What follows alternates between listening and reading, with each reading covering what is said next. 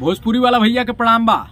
आज हम ये वीडियो में आपके 5 ऐसन ट्रिक बताइब जेकरा जरिए आप भोजपुरी में यूट्यूब चैनल बना के जौने तरह से दूसरा यूट्यूबर लोग लाखों और करोड़ों रुपया महीना कमाता लोग वो कमाई आप भी कर सकेनी।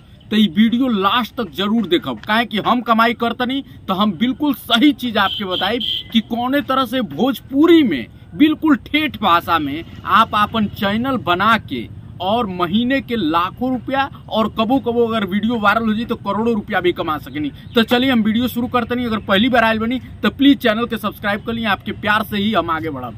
तो देखिए, भोजपुरी चैनल अगर आप बनाओ तनी तो सबसे पहला चैनल जो आपके ज्यादा कमाई कराई वो बाटे भोजपुरी के जो स्टार लोग बाटे ओकरी बारे में जानकारी देवे खातिर एगो भोजपुरी फिल्म इंडस्ट्री पर जुड़ल एगो चैनल बना दी। आपके मालूम है बा कि खेसारी, निरहुआ, चाहे भोजपुरी के जो गाना बा, पवन सिंह बाने, ये सब ट्रेंडिंग टॉपिक है। अगर ये पर आप कोनो वीडियो बनाए, चाहे इनकर इंटरव्यू से संबंधित वीडियो होके, चाहे इनके रील्स से संबंधित वीडियो होके, चाहे इनकर जो नया गाना नया फिल्म आवता ओकरी बारे में रिव्यू कर दी, ओकर ट्रेलर के रिव्यू कर दी, पोस्टर के रिव्यू कर दी। अरे महाराज आप कुछ करब नहीं इनके बारे में तो आपके वीडियो वायरल होते देर ना लगी। और हम दावा करते नहीं कि 1 महीना के अंदर आपके वीडियो जो बा आपके यूट्यूब चैनल जो बा मोनेटाइज हो जाई। ये हमार दावा बा। अगर आप भोजपुरी इंडस्ट्री पे अगर आप वीडियो बनावत तनी तब भोजपुरी इंडस्ट्री इस समय सबसे ज्यादा पैसा देवे वाला चैनल बा। तो भोजपुरी इंडस्ट्री पे आंख मूंद के चैनल बना ली। आपके जौन अच्छा लगे गाना पे रिव्यू कर सकेनी, गाना पे रिव्यू करी। आपके अगर फिल्म स्टार लोग के इंटरव्यू कर सकेनी अगर सामने आके कैमरा पर तो वो बेस्ट बाटे। या फिर अगर कैमरा के बाहर रहल चाहतनी तो खाली फोटो पे ग्राफिक्स के जरिए लोग के कहानी बताई, भोजपुरी स्टारन के कहानी बताई, फिल्मन के कहानी बताई, बहुत ही शानदार बाटे। ठीक, तो पहला चीज हम आपको बता देनी कि भोजपुरी इंडस्ट्री पे चैनल बनाई। दूसरा चीज, आजकल सबसे ज्यादा अगर भारत में कुछ बिकेला तो क्रिकेट बिकेला। काहे कि क्रिकेट खाली खेलना भारत में भैया धर्म भी बा। और आजकल देखते बानी आईपीएल के का क्रेज बा। कई गो यूट्यूबर माने सन जौन सिर्फ आईपीएल के दौरान आपन यूट्यूब चैनल बना के और ओके मोनेटाइज कर दिल बाने सन सिर्फ 10 दिन में, 20 दिन में, 30 दिन में। तो आप काहे बैठल बानी भैया। और सबसे बड़ चीज बा, अगर भोजपुरी में आप क्रिकेट के चैनल बनाए तो इतना तेज मोनेटाइज हुई, हम दावा करतनी 1 महीना के अंदर आपके चैनल मोनेटाइज हो जाए। काहे कि आप देख ली ना, आजकल कमेंट्री में सबसे ज्यादा पॉपुलर कौन बा? भोजपुरी बा। सबसे ज्यादा लोग पसंद भोजपुरी कमेंट्री के करता। तो आईपीएल में यानी क्रिकेट पे अगर आप भोजपुरी में क्रिकेट के अगर चैनल बना देनी तो फिर आपके वायरल हो देर ना लागी। तो देर मत करी। अगर क्रिकेट में भाई हर केहू के रुचि रहेला, आप क्रिकेट के खिलाड़ियन के जानकारी दे सकेनी, ओमे आप जौन बा जौनो आईपीएल मैच होता ओकर प्रेडिक्शन के जानकारी दे सकेनी, आईपीएल में केहू ड्रीम 11 पे पैसा जीतल बा ओकर जानकारी दे सकेनी, जौन आईपीएल के खिलाड़ी बाने सन ओकरी जिंदगी के जानकारी दे सकेनी। तो तमाम तरह के विकल्प बाटे एजू, तो एकरी बारे में तमाम तरह के जानकारी दे सकेनी। तीसरा चीज जो सबसे बढ़िया और आसानी से आप कर सकेनी वो बाटे ब्लॉग चैनल। आपके मालूम है बा कि आजकल तमाम ब्लॉगर्स जो माने सन वो कुल महीना के यूट्यूब चैनल से लाखों और कई गो ब्लॉगर्स करोड़ों के कमाई करतन सन। जी हाँ, करोड़ों के कमाई। तो ब्लॉग में क्या करे बा, आप गांव में रहते नहीं, इतना खूबसूरत खूबसूरत आपके पास दृश्य बा, खाली एगो मोबाइल स्टिक ले ली, मोबाइल पे लगा दी और खूबसूरती दिखावत रही गांव के और बस ओकरी बारे में बतावत रही। भाई रोज के अपन लाइफ स्टाइल बता दी, आज उठतनी, हम जातनी, गाय चरावतनी, भैंस चरावतनी, कुछ भी आप बताए न तो भैया देखे वालन के कमी नहीं के। लेकिन बस कमी का बा, हमनी का कहिए नहीं खींचा पावत। लोग देखे वाला खूब बा लेकिन हमनी का चैनल पे वो डिलीवर नहीं खींचा पावत। आप गाँव में रहतनी, भोजपुरी आपके बढ़िया एगो मिठास वाला भाषा बा जेके पूरा देश दुनिया हर जगह ओके पसंद कल जाला। तो आपके पास बहुत शानदार मौका बा कि गांव में रहते हुए आप गांव में जोनो गतिविधि बा ओकरे ऊपर एगो ब्लॉग चैनल बना ली और अपन जिंदगी दिखाई,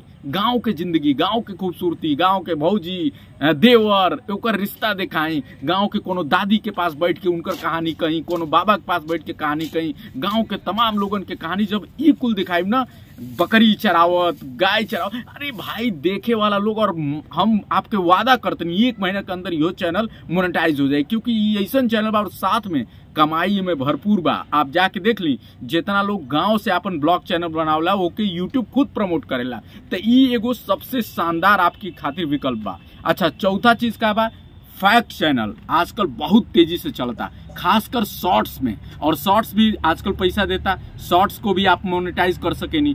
तो शॉर्ट्स में का बाटे कि फैक्ट चैनल किस तरह के कि जैसे भाई जीके जानते बानी, जीके के किताब उठा ली और में पढ़त जाई कि भाई सबसे बड़ा पर्वत कौन सा बा, ये वो हर लड़का भाई जोन पैदा होता हो के पढ़े के बाटे। तो शॉर्ट्स में फैक्ट्स पे अगर आप चैनल बनाई कि भाई देश में कितना जिला बाने सन, देश में कितना प्रदेश बा, देश के प्रधानमंत्री में, मतलब जितना चीज बा फैक्ट्स में जो नॉलेज की बात होला वो सारा नॉलेज के आप डाल दिया और आपके कुछ नहीं के करके कॉपी पेस्ट करे के बा महाराज। एगो किताब लाई उसमें पूरा जानकारी लिखल बा, बस ओके वीडियो फॉर्मेट में बोल दी। फैक्ट्स चैनल शॉर्ट्स में बहुत तेजी से वायरल होला। जौने दिन ए पर आप काम कर देब ना, चैनल तो मोनेटाइज जल्दी होकबे करी, आपके कमाई भी सब्सक्राइबर तेजी से बढ़िया सन लाखों और बाद में आप करोड़ों में भी कमाई कर सकेनी। अच्छा, जौन एकरी बात जौन चैनल के हम बात करतनी ऊ बाटे कि कुछ हटके चैनल बनाई। जैसे आजकल ज्यादातर लोग जानल चाहता कि भैया हम ज्यादा कमाई कैसे करी, यानी हाउ टू अर्न मनी ऑनलाइन, घर बैठे कमाई कैसे करी। तो लोग के अगर आप कुछ सुझाव दे सकेनी, जैसे नौकरी के बारे में कहीं निकलता, जॉब निकलता, या फिर ऐप के बारे में कि कई तरह के ऐप बाने सन जौने तरीके से आप कमाई कर सकेनी, या फिर कई तरह के रोजगार आप बता सकेनी कि भाई हई रोजगार बा, ऐसे आप अच्छा कमाई कर सकेनी। यानी आप एगो जॉब या ये तरह के रोजगार वाला चैनल बना के कि कैसे कमाई कर सके। हर लड़का आजकल यूट्यूब पे ढूंढता कि भैया हम कमाई कैसे करी, ये लिए कहें कि बेरोजगारी ज्यादा बा, तो हर कोई सोचता कि भाई रोजगार कैसे मिले। तो आप रोजगार वाले एगो चैनल बना के और बहुत ही शानदार तरीके से कमाई कर सकेनी। तो आज हम आपके शानदार 6 गो विकल्प बताने वाली जोने में भोजपुरी में आप बहुत ही तहलका मचा सकेनी। तो अगर आपके लागत बा कि हाँ ये जोन विचार बा हमार जोन आइडिया बा वो बिल्कुल सही बा, तो आजुए चैनल बनाई और आजुए से काम करी। देखिए टाली मत, काहे कि जे रोज हजारों चैनल बनत नसन तो आप बहुत पीछे हो जाए। तो टाली मत, आजुए चैनल बनाई और तुरंत काम शुरू कर दी। और अगर आपके लागत है कि और भी आइडिया आपके चाहिए तो नीचे कमेंट करी, हम अगला वीडियो फिर से बनाई जिसमें बताइब कि और का आइडिया बा जोने पर आप बना सकेनी भोजपुरी में यूट्यूब चैनल। तो भोजपुरी वाला भैया के आज के ये वीडियो में इतने आपसे कहे के बाटे। हम आपके लगातार अपडेट देते रह, लगातार जानकारी देब कि कैसे आप लोग भी बेहतर कमाई यूट्यूब पे करें। आज के वीडियो में इतना ही। जरूर कमेंट में बताएं कि आज की वीडियो हमारा कैसन लागल और अगर अगला वीडियो हम कौन टॉपिक पे बनाई ताकि आप लोग के फायदा पहुंचे। नमस्ते।